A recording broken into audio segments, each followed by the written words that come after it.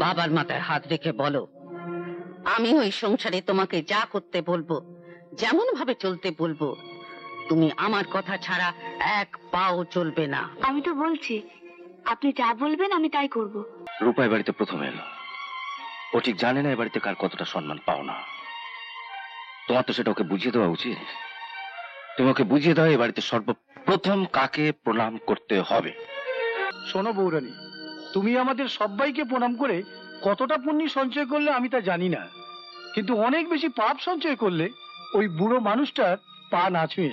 আজ বৌরানী আজ প্রথমে এই বাড়িতে এসেছে, নইলে ওকে বলতাম যে তুমি তোমার স্বামীর ঘরে ঢোকার অনুমতি তখনই পাবে যখন ওই বুড়ো চাকরটা ক্ষমা করে তোমাকে একতলা থেকে দোতলায় ওঠার অনুমতি দেবে। দেখুন তো আপনার বৌরানী হিসেবে কে কেমন মানাবে। ভারী সুন্দর দেখতে তো। শুধু দেখতে ভালো বলে এমন একটা মেয়েকে ঘরের বউ করে আনবি যে কিনা রাতের পর রাত বাড়ির বাইরে কাটিয়েছে? রাতের পর রাত বাড়ির বাইরে কাটিয়েছে বলে ওকে আমার বেশি পছন্দ। নিজের সুখ শান্তি ঘুম বিসর্জন দিয়ে ওর সংসারটা বাঁচাবার চেষ্টা করেছে। আমার সংসারটা বাঁচাবার জন্য এমনি একটা মেয়ের দরকার। তাহলে সংসারের চাবি কার কাছে থাকবে? ও যদি বোঝে যে চাবিটা তোমার কাছে থাকাই নিরাপদ, তাহলে তোমার কাছেই থাকবে। আর ও যদি বোঝে, তার মানে ওর কথা মতো আমাকে চলতে হবে। বৌরানী এসে তোমার সেবা করবে, এটা কি তুমি চাও না? হ্যাঁ, তা তো চাই। তাহলে আর কি, মাস্টার মশাইকে বলে একটা শুভ দিন দেখে ওকে আশীর্বাদ করে আসি। চলো। তা ওরা কি দেবে তবে? প্রণামী কাপড় চোপড়, তাছাড়া নগদ কত দেবে? নগদ কেন? এ বিয়েতে আপনাদের আর কিছুই দিতে হবে না। আপনাদের ঘরে লক্ষ্মী পাঠাচ্ছেন আমাদের ঘরে, এর থেকে বড় পাওয়ার কি হতে পারে? কি বলো দিদি? ওদের দুঃখ দিবে কেন? ওরা যদি কিছু দিতে চায়। না না না না, আমি নিতে পারবো না। বৌরানী ছাড়া আমার বাড়িতে আর সবকিছুই আছে, আমি শুধু বৌরানীকে চাই। তাহলে ওই কথাই রইল, কাল থেকে আপনি এনার দোকানের ভাড় নেবেন। আর রূপার কাঁধে আমরা কবে ভাড় চাপাবো সেটা আমরা পরেই ঠিক করে দেবো। চলো দিদি। তোরা এখন যা, একটা বিয়ে দেওয়া ছেলে খেলা নয়, এর অনেক মেয়েলি নিয়ম কানুন আছে। আমি সব ঠিকঠাক করে যাচ্ছি। রূপা, রাম তো তোমার সামনেই আছে, পছন্দ হয়েছে তো? হ্যাঁ, আপনি না। আমরা তাহলে আসি। হ্যাঁ হ্যাঁ, নমস্কার নমস্কার। গিয়েই গাড়িটা পাঠিয়ে দিস। হ্যাঁ হ্যাঁ ঠিক আছে, চলুন মাস্টার, চলুন। নমস্কার। হ্যাঁ।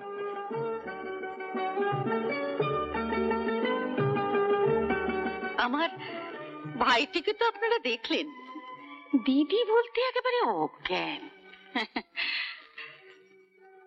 ওর বউ মারা যাবার পর ওর বাড়ির চাকর রঘু সংসারটাকে একেবারে নরক বানিয়ে রেখেছিল। আমাকে যখন দুঃখ করে চিঠি লিখে সব কথা জানালো, তখন আমি আর থাকতে পারলাম না। আমার কলকাতার পাঁচচুকে ওর কাছে চলে এলাম। তা আপনার মেয়ে গেল কোথায়? ভেতরেই আছে। দিনক্ষণ স্থির করার আগে আমার ওকে কয়েকটা কথা বলে রাখা দরকার। মাথার উপর আপনি তো রইলেনই, আপনি যেভাবে বলবেন ও সেভাবেই চলবে। ওই যে মাস্টারটি এসেছিল, দেখলে মনে হয় ভাজা মাছটি উল্টে খেতে জানেন না। আপনারা জানেন না কি হার পশ্চাৎ লোক উনি। আর একটু হলেই তো ওর জন্য বিয়েটা ভেঙে যাচ্ছিল। কিন্তু আপনার মেয়ে যাত্রা করে, তাই উনি আর ওই বাড়ির চাকর রঘু আমার ভাইকে বুঝিয়েছিল যে যাত্রা যারা করে তাদের চরিত্র নাকি ভালো হয় না। আসলে আমাদের গায়ে এমএলএ এর মেয়ে টুকুকে উনি পড়ান। এমএলএ আবার ওদের স্কুলের সেক্রেটারিও। এমএলএ কে খুশি করবার জন্য ওর ইচ্ছে ছিল তরুণের সঙ্গে টুকুর বিয়ে হোক। আর এর জন্য এমএলএ এর কাছ থেকে উনি আর ওই হারামজাদা চাকর রঘু মোটা টাকাও নিয়েছিল। গায়ে গিয়ে দেখবেন সস্তায় নাম কেনার জন্য ব্যাগ খুলে কেমন টাকা ওড়ায়। একটা স্কুল মাস্টার, তার এত টাকা আসে কোত্থেকে শুনি? না না, আমি যতক্ষণ বেঁচে আছি আপনার ভয় পাবার কিছু নেই। রূপা আমার একটু একগুঁয়ে মেয়ে, আপনি যদি একটু বুঝিয়ে বলে যান। আপনাদের ঠাকুর ঘরটি কোথায়? ঠাকুর ঘর বলতে আমাদের আলাদা কোনো ঘর নেই, ওই শোবার ঘরেরই এক কোণে। চলুন ও ঘরে যাই। ঠাকুরের দয়াতেই যখন সম্বন্ধটা হলো, তখন ঠাকুরের সামনেই। হ্যাঁ হ্যাঁ, আসুন আসুন।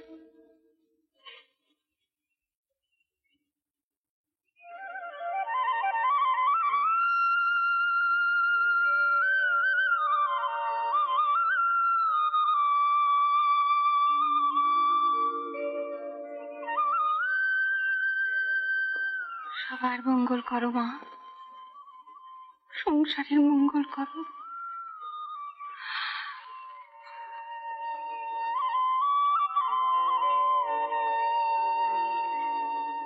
আপনাদের লক্ষ্মী ঠাকুর তো খুব জাগ্রত বলে মনে হচ্ছে। যখন আমি প্রণাম করছিলাম, তখন মনে হলো আমার শরীরের ভেতর দিয়ে একটা বিদ্যুৎ তরঙ্গ বয়ে গেল। এই মূর্তিটি এই বংশে প্রায় 300 বছর ধরে আছে। বংশ পরম্পরায় এই মূর্তির পুজো হয়ে আসছে। ও তাই বলুন। আমি এমনিতেই একটু ধর্মভীরু। ঠাকুর প্রণাম করে বুঝতে পারি কোন ঠাকুরের প্রাণ আছে, কোন ঠাকুর নিষ্প্রাণ। তুমি আমার কাছে এসো তো মা, এসো। আপনিও আসুন। নাও, তোমাদের বংশের জাগ্রত মা লক্ষ্মীর মূর্তির সামনে বাবার মাথায় হাত রেখে বলো, আমি ওই সংসারে তোমাকে যা করতে বলবো, যেমন ভাবে চলতে বলবো, তুমি আমার কথা ছাড়া এক পাও চলবে না। আমি তো বলছি, আপনি যা বলবেন আমি তাই করব। বাবার মাথায় হাত দিতে পারবো না। এখনো তুমি ও বাড়ির বউ হয়ে যাওনি, এরই মধ্যে তুমি আমার সামনে জিদ দেখাচ্ছ। তাহলে তো আমার ভাইকে গিয়ে ও কথা বলতে হবে। আরে মাগো, ওনার কথা শোন মা। আমার মাথায় হাত রেখে উনি যা বলতে বলছেন বল। কিন্তু বাবা, তোমার মাথায় হাত দিয়ে দিব্যি করার পর সত্যি সত্যি যদি কিছু ভুল করে ফেলি? ভুল তুমি করবে না। ছোবল তোলার আগেই তোমার খেয়াল পড়বে ছোবলটা তোমার বাবার মাথাতেই পড়বে। কিন্তু বাবা, এটা তো ভালোই হচ্ছে মা। আমার ক্ষতির ভয়ে তুই তাহলে কোনোদিন ওকে অমান্য করবি না? এটা বিশ্বাস থাকা ভালো। নে। বলুন, ওকে কি বলতে হবে? বলো। ঠাকুরের সামনে বাবার মাথায় হাত রেখে প্রতিজ্ঞা করছি, ওই সংসারে গিয়ে পিসিমা আমাকে যা করতে বলবেন আমি তাই করব। কি হলো বল। ঠাকুরের সামনে বাবার মাথায় হাত রেখে বলছি, ওই সংসারে গিয়ে পিসিমা আমায় যা করতে বলবেন আমি তাই করব।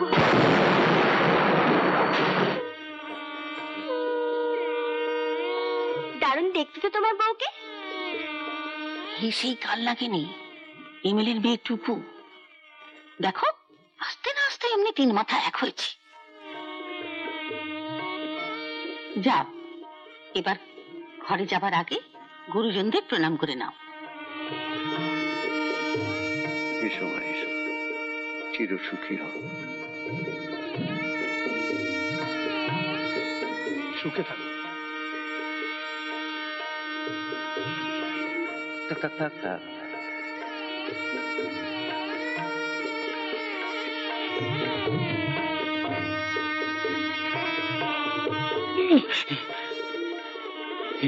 তুমি কি করছো বৌরানী? এক্ষুনি একটা কেলেঙ্কারি করছিলে তো? বাড়ির চাকরের পায়ে হাত দিয়ে প্রণাম করে জাত খাওয়াচ্ছে। রঘুদা, কারণ রূপা এ বাড়িতে প্রথম এলো। ও ঠিক জানে না এ বাড়িতে কার কতটা সম্মান পাও না। তোমার তো সেটা ওকে বুঝিয়ে দেওয়া উচিত। তুমি ওকে বুঝিয়ে দাও এ বাড়িতে সর্বপ্রথম কাকে প্রণাম করতে হবে।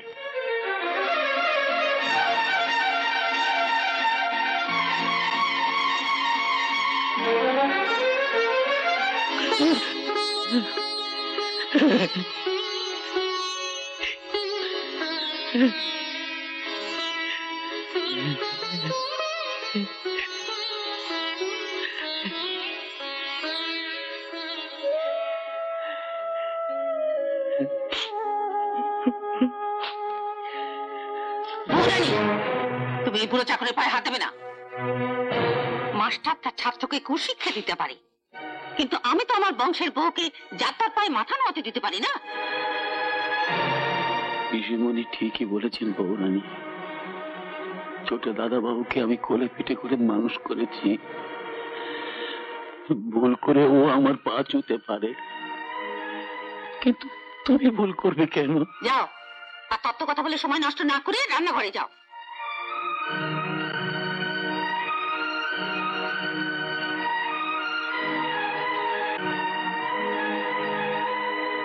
তুমি আমায় না চিনেই প্রণাম করেছো। প্রণাম করেছো একটা ভদ্রলোকের পোশাক পরে সোফায় বসেছিলাম বলে। তুমি আমার পরিচয় পেলে বোধহয় আরেকটা প্রণাম করবে। আমি তোমার মন্ত্রণাদাত্রী পীর শাশুড়ির অক্ষম স্বামী। নিজে জায়গায় গিয়ে বসো তো। শোনো বৌরানী, তুমি আমাদের সবাইকে প্রণাম করে কতটা পুণ্য সঞ্চয় করলে আমি তা জানি না, কিন্তু অনেক বেশি পাপ সঞ্চয় করলে ওই বুড়ো মানুষটার পা না ছুঁয়ে। চাকরের পা ছুঁয়ে আর ওকে পুণ্য সঞ্চয় করতে হবে না। তোমার ছোট ভাই মানে এ বাড়ির মালিক রোজ দুবেলা যাকে প্রণাম করে। রণবীর রঘুকে প্রণাম করে? হ্যাঁ করি। কই, আমি তো তোকে রঘুর পা ছুঁয়ে কোনোদিন প্রণাম করতে দেখিনি। গঙ্গা স্নান করতে গিয়ে দেখবে হাজার হাজার মানুষ হাত জোড় করে সূর্যের উদ্দেশ্যে প্রণাম জানায়। সূর্যকে প্রণাম করতে গেলে কি সূর্যের পায়ে হাত দিতে হয়? কোথায় সূর্য আর কোথায় রঘু? তোমার কাছে রঘু চাকর, আমার কাছে ও পিতৃতুল্য। কি বলছিস তুই নতুন বইয়ের সামনে? যা সত্যি তাই বলছি। আজ বৌরানী আজ প্রথমে এই বাড়িতে এসেছে, নইলে ওকে বলতাম যে তুমি তোমার স্বামীর ঘরে ঢোকার অনুমতি তখনই পাবে যখন ওই বুড়ো চাকরটা ক্ষমা করে তোমাকে একতলা থেকে দোতলায় ওঠার অনুমতি দেবে। ছি ছি ছি, ও আসা মাত্র তুই ওকে এত বড় অপমান করলি? কথা বাড়িও না দিদি। বারুদের ওপর দাঁড়িয়ে আমি দেশলাই নিয়ে নাড়াচাড়া করতে চাই না। আমার এই সংসার যখন আমি তোমার ওপর ছেড়ে দিতে পেরেছি, বৌরানীকেও তোমার হাতে তুলে দিলাম। চলো বৌরানী, আয় তরুণ।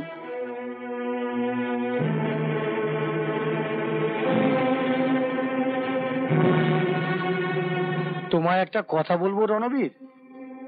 বলুন না। অশান্ত ছেলে বায়না ধরলো বলে তার হাতে বন্দুকটা তুলে দেবার আগে বন্দুক থেকে গুলিটা বের করে দেখে নেওয়া উচিত, নইলে বন্দুক হাতে পেয়ে দেখতে হবে ছেলে বাবাকেই তাক করে কিনা। তবে বৌরানীকে দেখে মনে হলো সে যথেষ্ট বুদ্ধিমতী। আমাদের বোধহয় খুব শিগগিরই কলকাতায় ফিরে যাওয়ার সময় হয়ে এলো। না না, আপনারা যাবেন কেন? কেন মানে? আমি তোমার বউ, আমি কি জানতে পারি না টুকুর সঙ্গে তোমার কি সম্পর্ক? ও আমাদের এখানকার এমএলএর মেয়ে, আমার ছোটবেলাকার বন্ধু।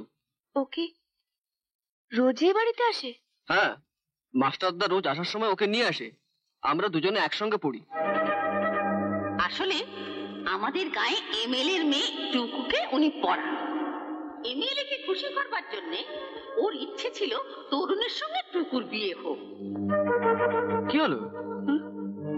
খুব ভাবনায় পড়ে গেলে মনে হচ্ছে। শোনো, আমি তোমায় সোজাসুজি বলে দিচ্ছি, টুকু এ বাড়িতে আসতে পারবে না। কি বলছো তুমি? মাস্টারদা নিজে ওকে নিয়ে আসে, আমি বারণ করবো কি করে? তাছাড়া দেখো, এটা খুব খারাপ দেখাবে। খারাপ দেখাবে কেন?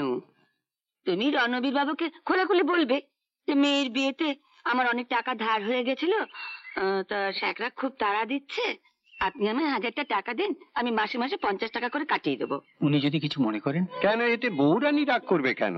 কিন্তু দেখুন মুকুন্দ বাবু, সত্যি কথা বলতে কি, আপনি আমার এই দোকানে চাকরি নেওয়ার পর আপনার ব্যবহারের জন্য আমার দোকানের খদ্দের অনেক বেড়ে গেছে। তাই তো আমি শান্তিতে বাড়িতে বিশ্রাম নিতে পারছি। তা বাড়িতে ব্যবহারের জন্য একটা সাবান বা 1 শিশি তেল নিয়ে আপনি যদি দাম দিতে চান। দাম দেবো নাই বা কেন? আমি কি বিনা পয়সা আপনার দোকানে চাকরি করছি?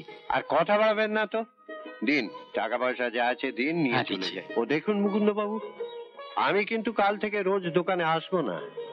আপনি সারা সপ্তাহের হিসেব এই খাতায় লিখে রেখে দেবেন, আমি শনিবার শনিবার এসে হিসেব মিলিয়ে টাকা নিয়ে যাব। হ্যাঁ।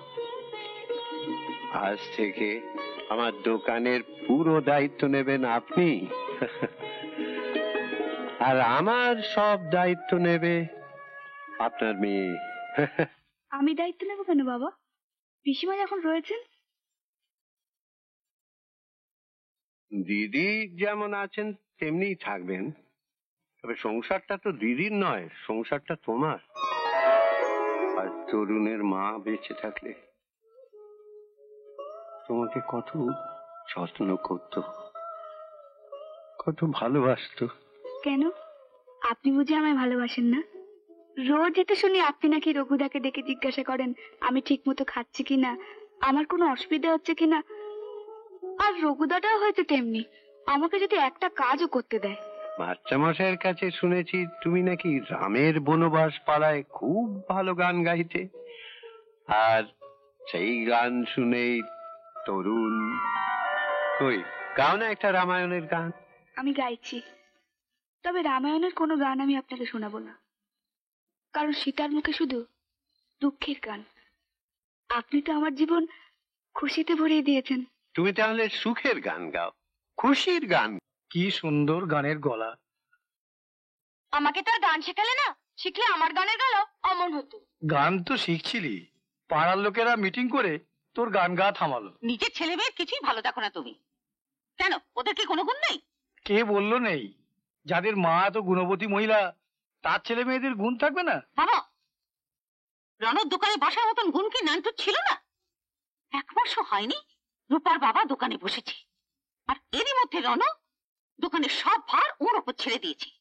ওর তো উচিত ছিল নানটুর সঙ্গে আবার কথা বলা। দিন কয়েকের জন্য তোমার ভাই বসাতে চাইনি। কেন? দিন কয়েকের জন্য কেন? 3-7 পর দোকানটা তো আর থাকতো না। তোমার ছেলে ওই র‍্যাক আলমারি শুদ্ধ সব বেচে দিত। অথচ দেখো, রণবীর বলছিল মুকুন্দবাবু এই 1 মাসে 1 পয়সাও হিসাবে গোলমাল করেনি। ওনার অভাবের সংসার এখনো গোলমাল করেননি, কিন্তু গোলমাল করতে কতক্ষণ।